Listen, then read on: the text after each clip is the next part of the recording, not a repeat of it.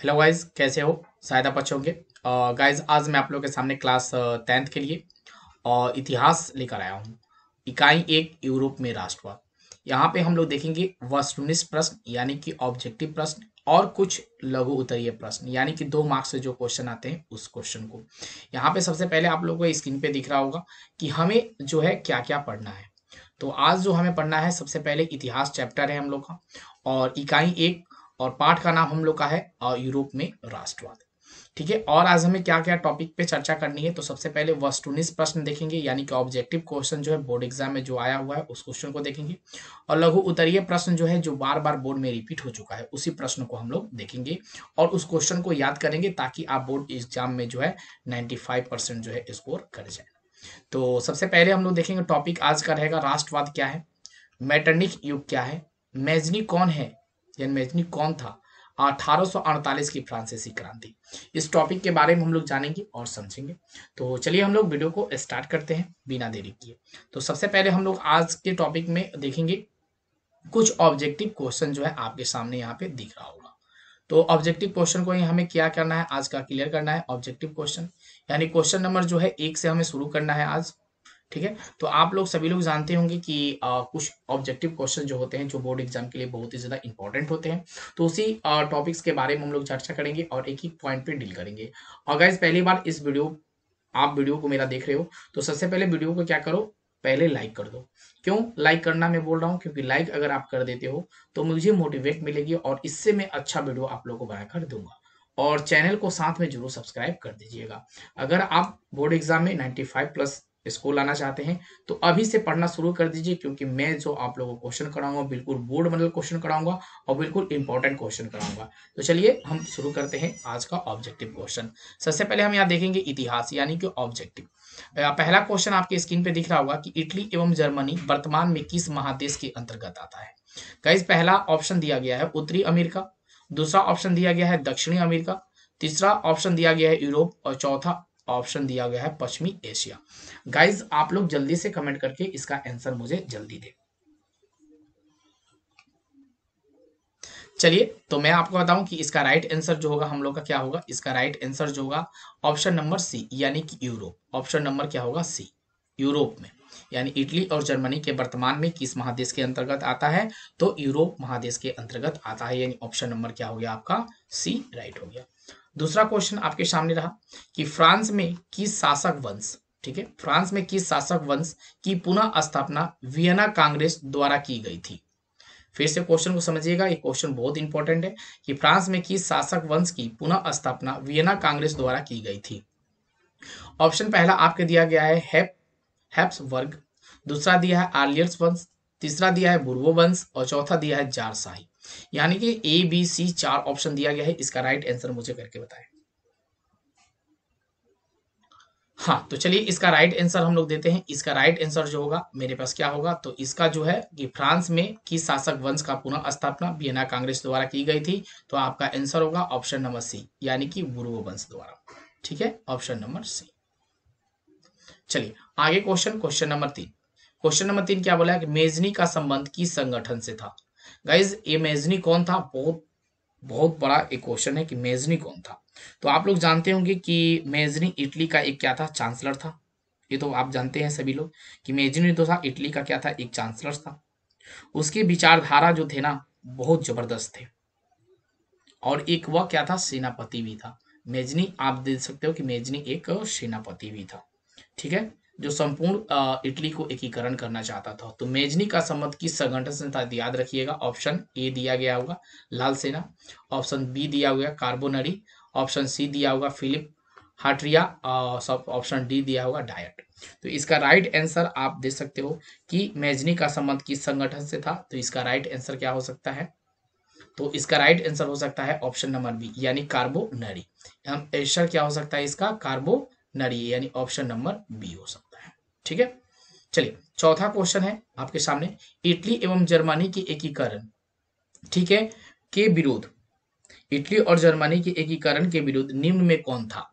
ठीक है, इटली एवं जर्मनी के एकीकरण के विरुद्ध में निम्न में कौन था। ऑप्शन ए दिया है इंग्लैंड, ऑप्शन बी दिया है रूस, ऑप्शन सी दिया है ऑस्ट्रेलिया, ऑप्शन डी दिया है प्रासा। तो इसका राइट आंसर आप मुझे दे सकते हो।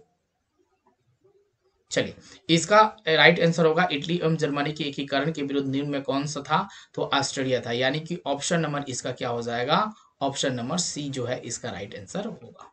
ओके, यानी ऑप्शन नंबर सी लगा दीजिए। थोड़ा सा डार्क में लगा देता हूँ ताकि आप लोगों को कहीं समझ में ना आए, तो और डार्क में लग लूँ, सी, इसका हो जाएगा मेरा ऑप्शन नंबर सी। ओके, चलिए 5वां क्वेश्चन आपके सामने है कि काउंटर काबुल के क्विक्टर ईमेल के किस पद से नियुक्त किया गया। ठीक है, यह क्वेश्चन है, काउंट काबुल को क्विक्टर इमुनियल के किस पद से नियुक्त किया गया। ऑप्शन ए है सेनापति, ऑप्शन बी है फ्रांस में राजदूत, ऑप्शन सी दिया है प्रधानमंत्री, ऑप्शन डी दिया है गृह मंत्री। यानी क ख घ बोलने में थोड़ी सी डिस्टर्ब हो रही है, इसलिए मैंने ABC बोल दिया। ठीक है, तो इसकी राइट आंसर मुझे दे सकते हो आप कि काउंट काबुल की क्विक्टर ईमेल में किस पद पे नियुक्त किया गया था। तो ऑप्शन नंबर इसका होगा ग, यानी कि ऑप्शन नंबर क्या हो जाएगा, सी। ठीक है, थोड़ी सी माइंड आप लोग लगा दीजिएगा। चलिए आगे नेक्स्ट क्वेश्चन पर ऑब्जेक्टिव पे चलते हैं। ऑब्जेक्टिव यहां से हम लोग करके देखेंगे। एक और ऑब्जेक्टिव जो है आपके सामने आ रहा है स्क्रीन पे। पहला 7 नंबर क्वेश्चन कि गैरीबाल्डी पेशे से क्या था। गाइस बहुत इंपॉर्टेंट क्वेश्चन है, ये इंपॉर्टेंट क्वेश्चन है कि गैरीबाल्डी जो पेशे से क्या था, एक सिपाही या एक किसान या एक जमींदार या एक नाविक। ऑप्शन ABCD दिया गया है। इसका राइट आंसर मुझे दे सकते हो, इसका राइट आंसर मुझे दे सकते हो। इसका राइट आंसर क्या हो सकता है कि गैरीबाल्डी पेशे से क्या था। चलिए, इसका राइट आंसर हो जाएगा मेरा नाविक, यानी ऑप्शन नंबर डी, यानी आंसर डी जो होगा आपका होगा। ठीक है, चलिए 7वां क्वेश्चन है आपके सामने कि जालवेरिन एक संस्था थी। जालवेरिन क्या थी, एक संस्था थी। ऑप्शन ए दिया है क्रांतिकारियों की, व्यापारियों की, विद्वानों की या पादरी संपतों की। इसमें से मुझे राइट आंसर दीजिएगा कि जर्मन राइस राज जालवेरियन एक संस्था थी। चलिए, इसका right answer option number B, यानी कि व्यापारियों की। ठीक है, आंसर इसका हो जाएगा बी। चलिए आगे क्वेश्चन देखेंगे हम लोग। आगे क्वेश्चन देखेंगे ऑप्शन नंबर 8, क्वेश्चन नंबर 8 कि जर्मन राइस राज का निर्माण किसने किया था। जर्मन राइस, ठीक है, राज का निर्माण किसने किया था। ऑप्शन आपके स्क्रीन पे है कि लाई 18वां, नेपोलियन बोनापार्ट, नेपोलियन तीसरा या घ में हो जाएगा बिस्मार्क। यानी क के, ख के, ग और घ। इसका राइट आंसर मुझे दे सकते हैं आप। चलिए, इसका राइट आंसर हो जाएगा मेरे पास ऑप्शन नंबर क्या, ख, यानी कि नेपोलियन बोनापार्ट। ऑप्शन नंबर ख, आंसर इसका क्या हो जाएगा, ऑप्शन नंबर ख। ठीक है, चलिए आगे क्वेश्चन देखेंगे हम। 9 नंबर क्वेश्चन बहुत ज्यादा इंपॉर्टेंट, बहुत बड़ा इंपॉर्टेंट क्वेश्चन कि रक्त एवं लोह की नीति का अवलंबन किसने किया था। रक्त एवं लोह की नीति का अवलंबन किसने किया था। इसका ऑप्शन ए दिया है मेजनी, ऑप्शन बी दिया है हिटलर, ऑप्शन सी दिया है बिस्मार्क, ऑप्शन डी दिया है विलियम।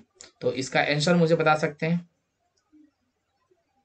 चलिए, इसका राइट आंसर होगा मेरा ऑप्शन नंबर ग, यानी कि बिस्मार्क। आंसर ऑप्शन नंबर ग, बिस्मार्क। ओके, चलिए 10वां क्वेश्चन आपके सामने है कि चिट्स आंदोलन का संपन्न हुआ। चार्टिस्ट लिखा, सॉरी चटिस्ट आंदोलन का संपन्न हुआ, कब संपन्न हुआ था। ऑस्ट्रेलिया में, इटली में, जर्मनी में या इंग्लैंड में। चलिए, इसका राइट आंसर मुझे दीजिए। चलिए, इसका राइट आंसर हो जाएगा मेरा इंग्लैंड, ऑप्शन नंबर घ। आंसर जो होगा इसका क्या होगा, घ होगा। ठीक है, चलिए आगे हम लोग चलेंगे। कुछ क्वेश्चन और हैं। 11 नंबर क्वेश्चन देखेंगे यहाँ से। 11 नंबर क्वेश्चन क्या बोल रहा है कि यूरोप वासियों के लिए किस देश का साहित्य एवं ज्ञान विज्ञान प्रेरणा स्रोत रहा। ऑप्शन है 11 नंबर क्वेश्चन की यूरोप वासियों के लिए किस देश का साहित्य एवं ज्ञान विज्ञान प्रेरणा स्रोत रहा। ऑप्शन क दिया है जर्मनी, ऑप्शन ख दिया है यूनान, ऑप्शन ग दिया है तुर्की, ऑप्शन घ दिया है इंग्लैंड।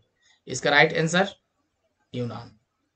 ठीक है, चलो आगे देखते हैं 12 नंबर क्वेश्चन कि 1829 ईस्वी की एड्रियनोपोल की संधि किस देश के साथ हुई थी। तो ऑप्शन दिया है तुर्की, यूनान, हंगरी, प्लोडो। इसका आंसर हम लोग का हो जाएगा तुर्की। चलिए यहाँ पे मिलान जो दिया गया है, थोड़ा सा मिलान देख लेंगे, क्योंकि जितना ऑब्जेक्टिव बनाते जाते हैं उतना ऑब्जेक्टिव बनता, बट मैंने मिलान ही रख दिया है समूह अ और समूह ब के दौरान। ठीक है, तो चलो, मेजनी का संबंध जो है किससे था, तो इसका राइट आंसर हो जाएगा इटली से था। ठीक है, याद रखिएगा, मेजनी का संबंध किससे था, तो इटली से था। हीलो कहाँ क्या था, तो हीलो एक दार्शनिक था। ओके, उसके बाद बिस्मार्क कौन था, तो बिस्मार्क जो था जर्मन का चांसलर था। ओके, क्यूटर इमुनियन एक राजनीतिज्ञ था। यहाँ पे आंसर जो है शांत में दिया गया है। ठीक है, मैजनी कहाँ के रहने वाला था, तो भाई इटली के। हीलोगोल कहाँ का दार्शनिक था, तो दार्शनिक था। बिस्मार्क कौन था, भाई जर्मनी का चांसलर था। और क्विटर इमुनियल कौन था, तो राजनीतिज्ञ था। ठीक है, यहाँ पे अब समूह अ और फिर समूह ब से देखेंगे। वियना सम्मेलन कब हुआ था, बहुत इंपॉर्टेंट क्वेश्चन है। वियना सम्मेलन कब हुआ था, तो 1814 से 1815 ईस्वी में। ठीक है, उसके बाद मेटरनिक का पतन कब हुआ, तो 1848 ईस्वी में। ठीक है, इटली एकीकरण कब हुआ था, बधाई आई थी 1817 में। सेडना युद्ध कब हुआ था, सेडना युद्ध बहुत इंपॉर्टेंट है। सेडना युद्ध कब हुआ था, तो 1870 में। तो इसका राइट आंसर आपके सामने स्क्रीन पे दिख रहा है, स्क्रीनशॉट लेना लीजिए, लिखना है चाहिए तो लिख लीजिए, क्योंकि इसको नोट्स बना के बिल्कुल आपको तैयार करके हमेशा के लिए रखना होगा। ठीक है, चलिए फिर अ समूह और ब समूह। हाँ, कोसुद कोसुद कहाँ था, क्या था, तो हनीनियर राष्ट्रवादी नेता था।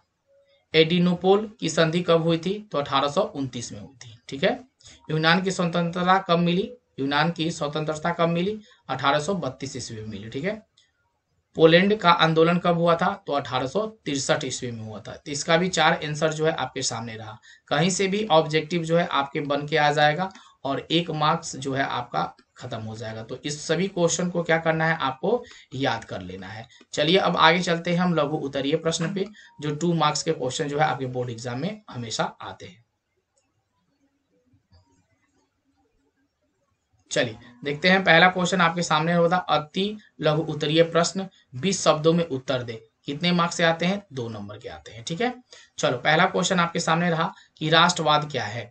दोस्तों राष्ट्रवाद किसे कहते हैं, राष्ट्रवाद से क्या समझते हैं, राष्ट्रवाद किसे कहते हैं, यहाँ 3-4 क्वेश्चन बन के आ जाएगा। तो किसी विशेष भौगोलिक, संस्कृति या सामाजिक परिवेश में रहने वाले लोगों में उत्पन्न होने वाली राजनीतिक चेतना यानी जागृति को हम क्या कहेंगे, राष्ट्रवाद कहेंगे। ठीक है, किसी विशेष भौगोलिक, संस्कृति या सामाजिक परिवेश में रहने वाले लोगों में जो राजनीतिक चेतना जागृत होती है उसे हम क्या कहते हैं, राष्ट्रवाद कहते हैं। ठीक है, चलो दूसरा क्वेश्चन आपके सामने रहा कि मैजनी कौन था। मैं बोला था ना इंपॉर्टेंट क्वेश्चन है मैजनी। मैजनी कौन था, तो देखिए मैजनी इटली का एक साहित्यकार, गणतांत्रिक विचारों का समर्थक और योग सेनापति था। वह संपूर्ण इटली का एकीकरण करना चाहता था। वह संपूर्ण इटली को क्या करना चाहता था, एकीकरण करना चाहता था, यानी एक ही कानून, एक ही नियम लागू करना चाहता था।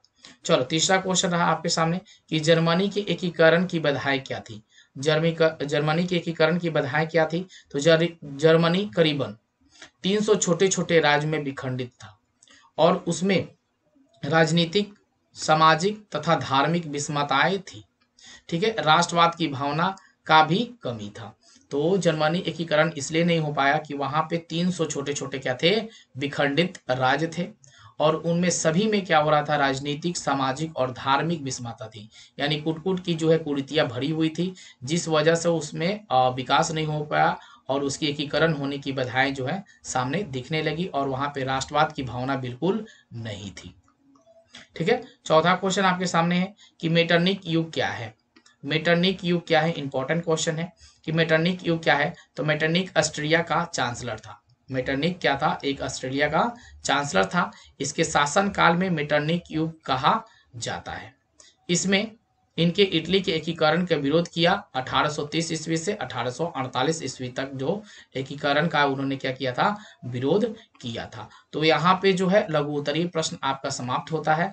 अगर वीडियो आप लोग को अच्छी लगी हो तो इस वीडियो को लाइक कर दीजिएगा और इस वीडियो को शेयर भी जरूर कर दीजिएगा, ताकि आपके दोस्त जो है इस वीडियो को से आप पढ़ के अच्छा नंबर ला सके।